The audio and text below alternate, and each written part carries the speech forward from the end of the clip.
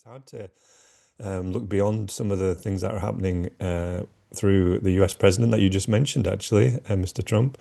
And the story that really struck me first was the airstrike in Nigeria that happened last week against the Islamic State group. And a number of sites were hit in Sokoto, northern Nigeria, on the border with Niger, that the US military announced last week. And it got me thinking. I mean, President Trump's been very clear in what he thinks the reason for this is. He says these people have been targeting and viciously killing primarily innocent Christians. And it really hit me because in our church back on the 2nd of November, which is the International Day of Prayer for the Persecuted Church, we have a speaker, I think nearly every year, from Open Doors, and he came this year. It was a really encouraging service, a really inspiring message, and he played a video from Nigeria, a pastor, Barnabas, going around some of the settlements in Nigeria and telling us in the West what's happening. And it was very moving. He was talking about 16.2 million Christians who've had to leave their homes in sub-Saharan Africa because of this type of persecution. And he challenged us to sign their petition, Arise Africa, which is putting pressure on international governments and agencies to act. And it was a really moving service. And we all prayed for the work, and many of us signed the petition. And to be honest, Esther, I didn't think that much about it afterwards until last week. And then the news of the airstrikes broke. And it did get me thinking about how our prayers interact with the events of this world. And in October, President Trump had been warning of sanctions if Nigeria did nothing to protect the Christians who had been killed, kidnapped and beaten. But before this, the speaker from Open Doors was saying there was very little news in the regular public news of what was happening. And Open Doors has really been taking a lead in highlighting the plight of Christians in Nigeria for many years. But as I say, national news has been largely silent.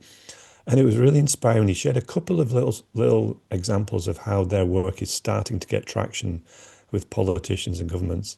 And then just a month later or 6 weeks later, you see this action by the US president. Now, as Christians, we're in a bit of a tricky spot with this, aren't we? Because we know that the weapons of our warfare are not carnal. They're powerful to tear down strongholds, and yet prayer is the most powerful weapon. And we also know that God can move the hearts of powerful people, like remember King Cyrus in the Old Testament, and he can get them to do his will. And it would seem God has moved the arm of this powerful man to protect his vulnerable children. And so I guess it left me thinking we cannot determine the means that other people use, and we cannot know how God will move in response to our prayers, but we can pray and we can support organizations like Open Doors that are actually raising awareness and are influencing these global and powerful agencies to justify, to act justly and to protect all faiths. And as Martin Luther once said, God can draw a straight line with a crooked stick. And we have to trust God's sovereign plan that he will foil the plans of the enemy, using sometimes the most unlikely people, like maybe you and me and thousands of other British Christians, to sign a petition and ring the bell for our brothers and sisters overseas. It's certainly something that we've kept our eye on here at Premier Christian Radio. Yeah, We've good. really had our heart on Nigeria, and it's something we've talked about quite a lot on the show recently as well. So thank you for bringing that to our attention as well. You've also got a bit of a festive story for your second story, I believe. I do. So, I spotted last week the unfortunate death of Chris Rea. And for people in my generation, he's a bit of a legend, Chris Rea. I was asking my kids if they knew who he was, and they didn't have a clue. So I was playing They'll them know the the song, song. though, won't they? They'll know who doesn't They know know Driving Home for Christmas? they did know that one. So I played them a couple of others, and basically what I thought was it'd be really. I'm a big fan, and I've taken three of his songs, Esther. Tell Me There's a Heaven, Driving Home for Christmas, and Road to Hell. And I've incorporated them, and I've written a bit of an ode to Chris Rea. Now, I have to say, there's no chat GPT or AI was used in any of this. This is Good all original. disclaimer. Right, I'd love to hear the all original Yeah, work. Come on, bring it on. let's do it. Let's do it. So they tell me there's a heaven. They tell me that it's true. They tell me there's a reason for all this festive season. But it's hard to see the way ahead on my journey across the wilderness. From the desert to the well, I have strayed upon the highway to hell. I'm driving home for Christmas, trying to find a place called hope, where the ones I've lost all go, and the hills are covered in snow. Driving home for Christmas, seeking the heaven they call home, underneath the street lights, but the light of joy I know. I think I've found the right way, beyond the horizon's light, leaving behind the grief and tears and all my silent fears. Has Chris got home by now? Is he on the right road? Breaking through the darkness, away from all this mess.